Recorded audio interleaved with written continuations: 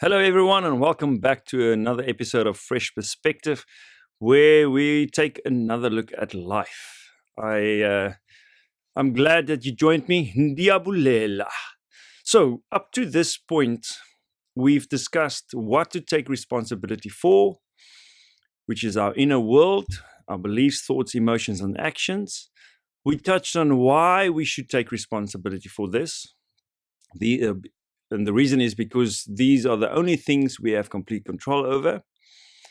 And we also look at how we avoid taking responsibility, magical thinking, and our expectations. So if you missed those, please go check out episode 1, 2, and 3.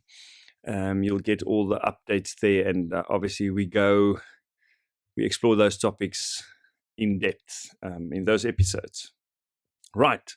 Today, I want to try and unpack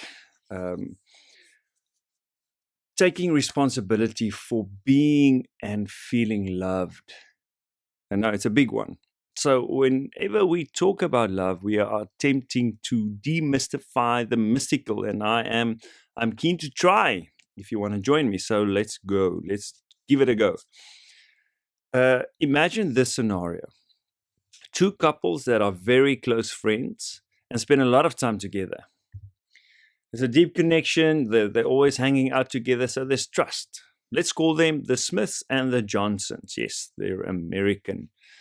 So at one point in this friendship, Mr. Smith starts complaining to Mr. Johnson about how much he does for his wife, all the love and respect he gives her, and that he feels that he gets nothing in return.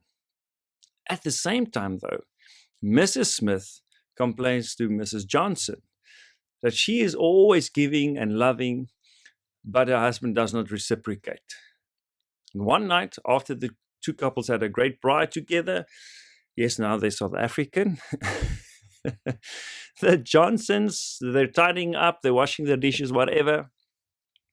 After the Smiths has gone home, they start talking about the conversations they've had.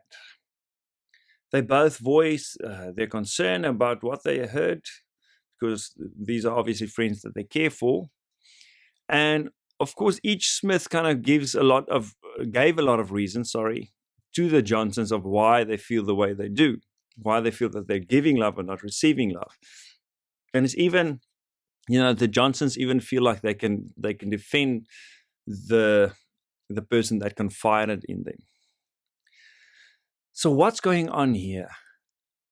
How can two people both feel that they are being very loving and caring, but yet feel unloved?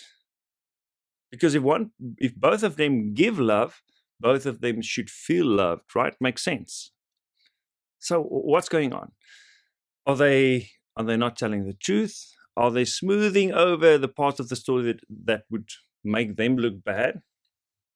Or have they become blind to what the other person does for them? I've worked with many couples like this. My main thing is I help people get unstuck.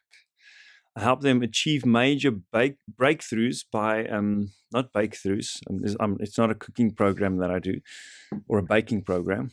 So I help people get major breakthroughs by teaching them how to have critical conversations, important yet difficult conversations.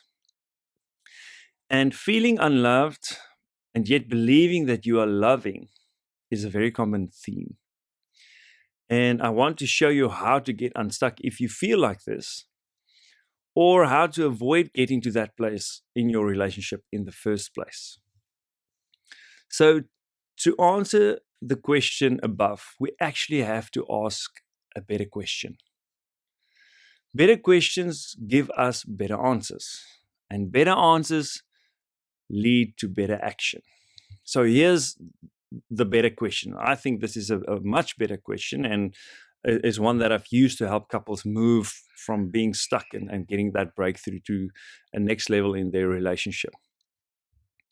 So the question is, what is your definition of love? Without knowing the Smiths, I would be able to guess their definition quite accurately. I'm very confident that I would be able to do that. But what is your definition of love? I'll share with you what I think the Smiths' definition of love is in a moment. But for now, I want you to think about your definition of love. Have you ever thought about this? Chances are you haven't. We don't. We all assume that we know what we mean when we talk about love, especially in relationships, in romantic relationships. We assume that we're both on the same page in terms of what love is.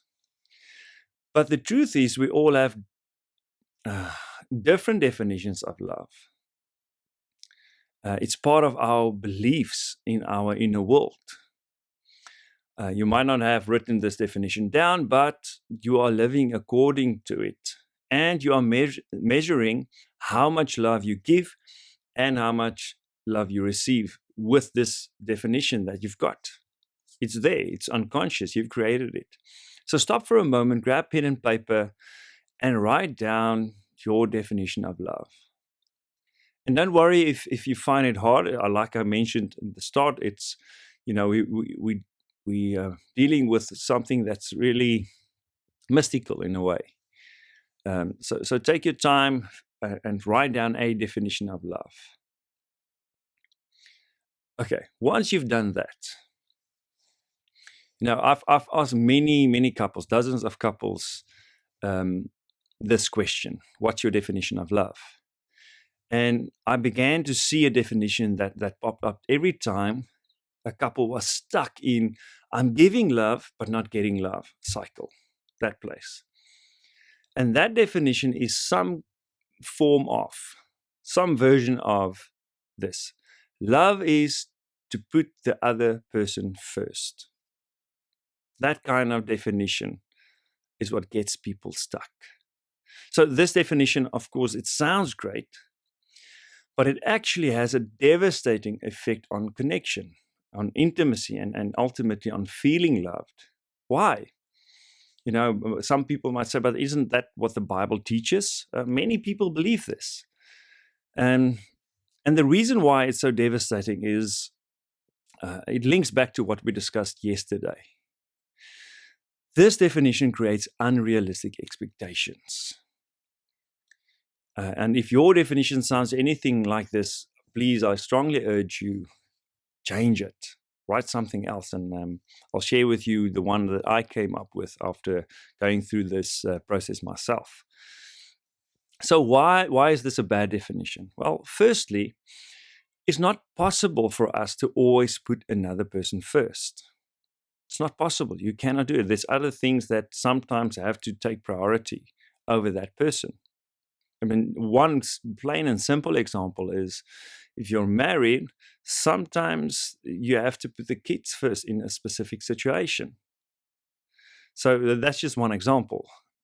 So it's not possible to always put another person first. Secondly, it's not healthy to always put another person first. It's not good for you to do that. Sometimes you have to put yourself first. Thirdly, I'd even say you always have to put yourself first, but we'll get into that maybe a bit later. But it's about taking responsibility for that inner world. So, yes, put yourself first always. And that sounds selfish, but I might unpack that more in the next episode. So, thirdly, if that's your definition of love, putting the other person first, if the other person doesn't always put you first, which of course they can't do, you will not feel loved. So there will be many moments where you don't feel loved because of this definition. And the last thing is, if you don't always put the other person first, if they share this definition, you can't always put them first. So that person will always feel unloved. So letting go of our definitions of love, the things that we believe are true and that we've held onto for so long can be really hard. But we have to take responsibility for redefining what we believe love is. We have to take responsibility for the effect this definition has. So our definition determines how we will measure both how we give love and how we receive love. I mentioned that earlier. So it doesn't matter if you know about love languages. It doesn't matter what your love language is. Your definition will still determine how you give and receive love. I just want you to create a healthier definition of love. And creating such a definition creates a new way of being in relationship. It creates a new way of looking at yourself and the people around you. And I put a lot of thought and time into coming up with a definition that serves me and the people I care for the most, the best. So this definition, I feel, serves me and the people I care for the best. So here it is, my definition of love. Love is to do what is important without it being urgent, and even when it's difficult. You can think about that for a bit. Love is to do what is important without it being urgent, and even when it's difficult. And if you want to adopt this definition, please go ahead. The important thing is to chop and change your definition to be something you can take responsibility for, something you can actually measure. And it must be, and this might sound very strange, but to be a tool and a strategy to create the life you want, to create the relationship you want. If your definition of love doesn't give you that strategy, that way to create the life you want, then change it. If you look at the results you're getting, change the definition, redefine it. Okay, so tomorrow I will unpack my definition of love in more detail and try and explain why I have this definition and why I feel it works for me. But for now, thank you for joining me again. Ndiabulela. Please dare to share. Send this to someone who you think might find it interesting or benefit from it. And thank you very much for giving me the time to listen to some of the things I share, and especially for those of you who send me feedback, send me comments and questions. I really, really, really appreciate that. It motivates me to keep going. So please keep on doing that. All right, and I'll see you again tomorrow. Much love. Oh, yes, I almost forgot. The way I should end this show is, remember, if you can change your perspective, you can transform your life. All right. Bye for real this time.